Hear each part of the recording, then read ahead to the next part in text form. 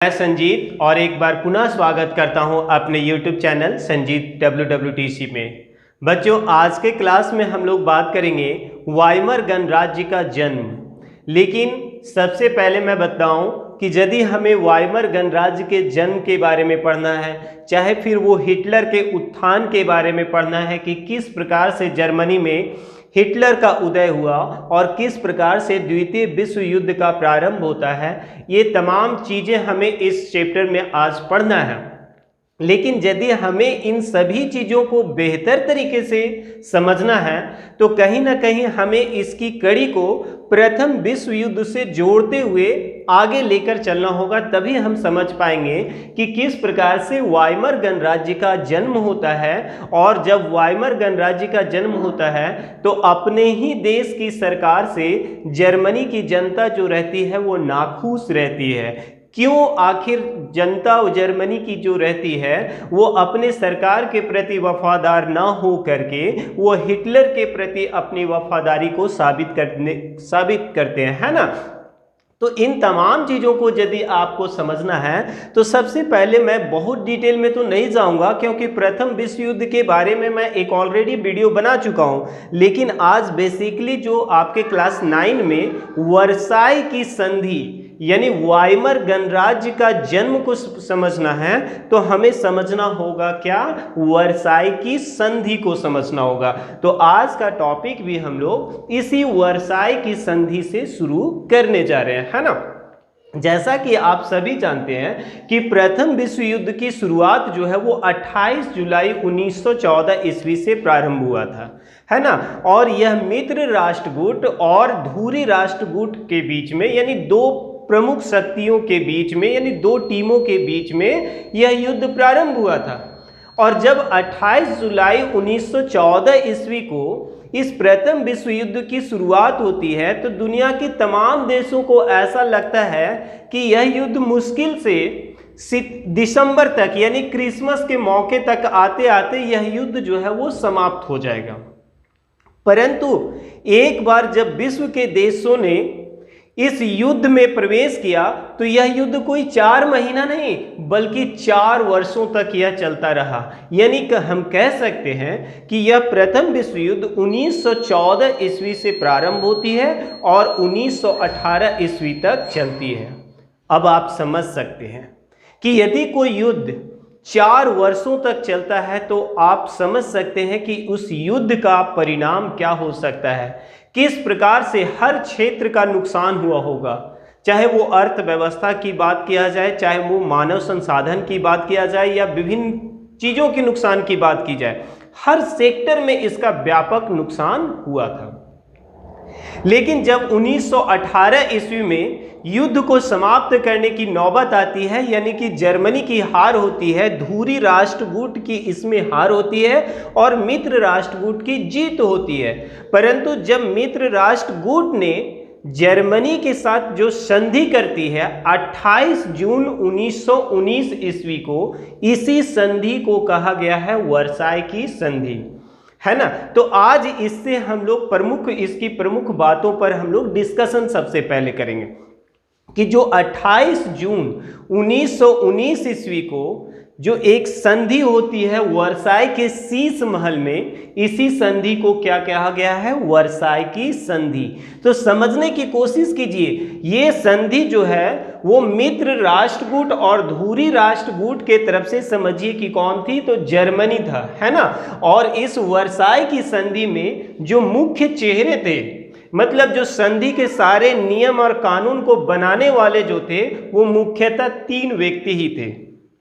पहला यदि हम बात करें तो अमेरिका के राष्ट्रपति वुड्रो विल्सन, दूसरा हम ब्रिटेन के प्रधानमंत्री की बात करें तो लॉयड जॉर्ज और फ्रांस के प्रधानमंत्री की बात करें तो क्लेमांसू। यही 3 व्यक्ति थे जिन्होंने इस वर्साई की भयावह संधि का सारा चीज तय किया था। और ये वही वर्साई की संधि है जिसमें द्वितीय विश्व युद्ध का बीजारोपण किया। ये वही वर्साई की संधि है जिसने हिटलर के पुनरुत्थान के मार्ग को प्रशस्त किया।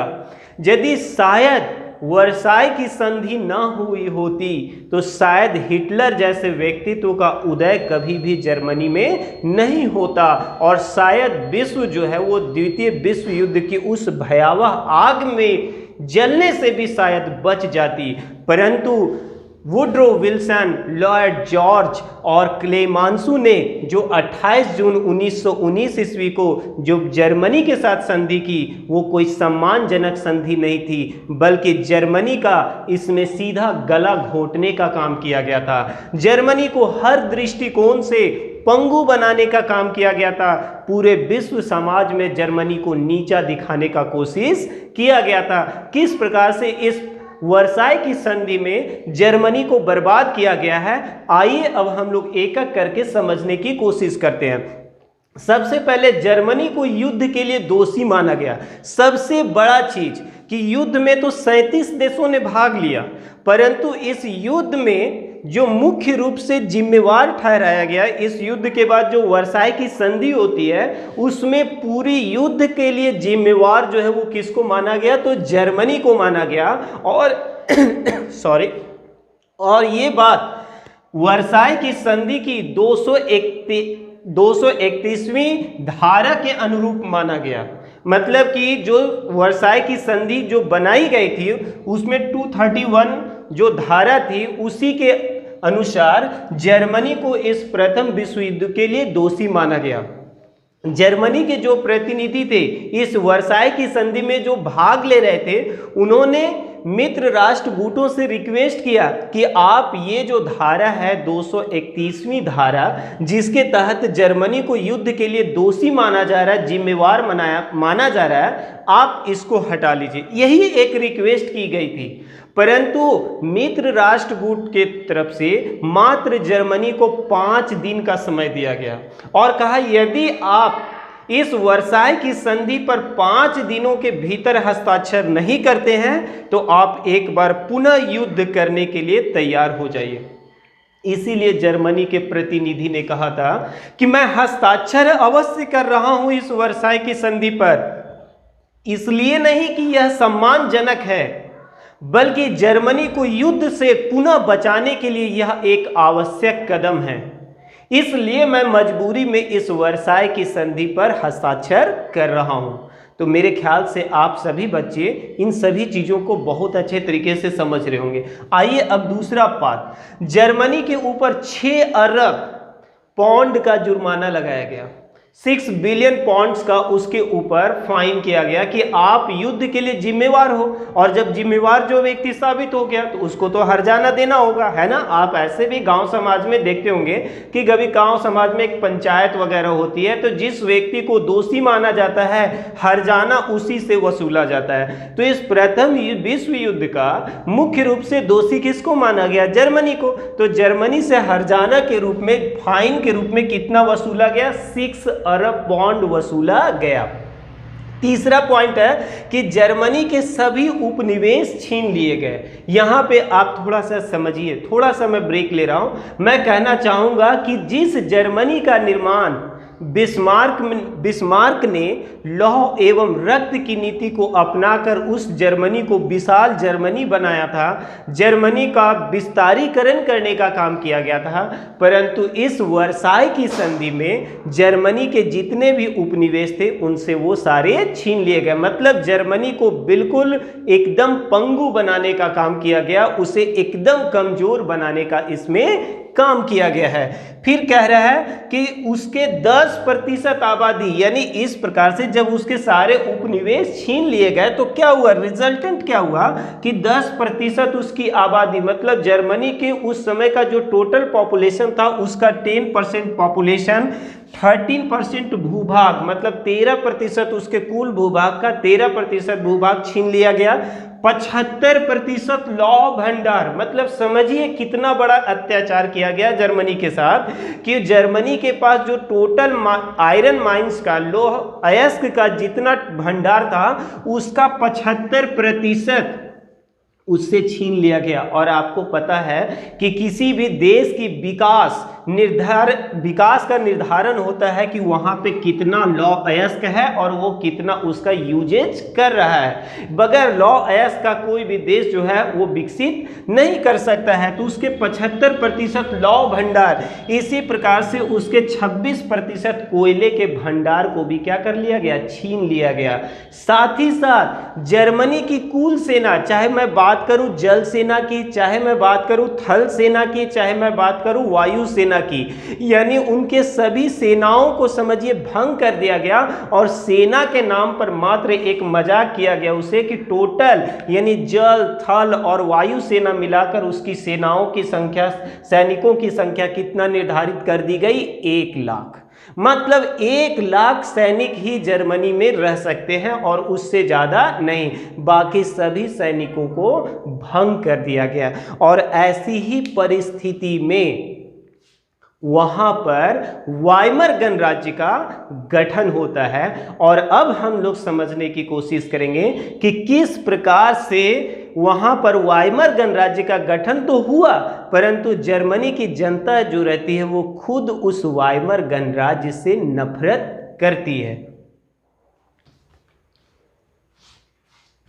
ने देखा कि किस प्रकार से 28 जून 1919 ईस्वी को वर्साई की संधि होती है और इस वर्साई की संधि में जर्मनी को हर दृष्टिकोण से पंगु बनाने की कोशिश की गई थी। अब हम लोग बात करने जा रहे हैं वाइमर गणराज्य का गठन के बारे में, है ना। तो इस वर्साई की संधि जो कब हुआ है, 28 जून 1919 ईस्वी को, इसी वर्साई की संधि के साथ ही साथ जर्मनी में हाहिन-जॉर्लान राजवंश का क्या हो जाता है, अंत हो जाता है। ठीक है, यानी जैसे ही वर्साई की संधि होती है वैसे ही जर्मनी में हाहिन-जॉर्लान राजवंश का जो शासन चलते रहता है, किसके नेतृत्व में, विलियम द्वितीय के नेतृत्व में, तो इसका शासन का क्या हो जाता है, अंत हो जाता है। और अब जर्मनी जो है वो राजवंश से निकल कर वो गणतंत्र की ओर अपना कदम बढ़ाता है। और हर एबर्ट, है ना, आपको नाम ध्यान में रखना है कि हर एबर्ट के नेतृत्व में वाइमर शहर में, ठीक है, जर्मनी के किस शहर में, वाइमर शहर में क्या किया जाता है कि लोकसभा का गठन किया जाता है। और वहां पे इस प्रकार से वाइमर गणराज्य का गठन हो जाता है, यानी वाइमर गणतंत्र का गठन हुआ। तो आप समझ सकते हो कि जो जर्मनी में वाइमर गणराज्य का गठन होता है वो किनके द्वारा किया जाता है, हर एबर्ट के द्वारा। और वाइमर क्या है, तो जर्मनी का एक शहर है, यहीं पे सर्वप्रथम जर्मनी की लोकसभा का गठन किया जाता है और इसी वजह से इसे वाइमर गणतंत्र भी या वाइमर लोकतंत्र के नाम से भी जाना जाता है। परंतु सरकार तो बन गई, यानी राजतंत्र समाप्त हो गया, विलियम द्वितीय का शासन समाप्त हो गया और हर एबर्ट के नेतृत्व में वाइमर गणराज्य का गठन अवश्य किया गया।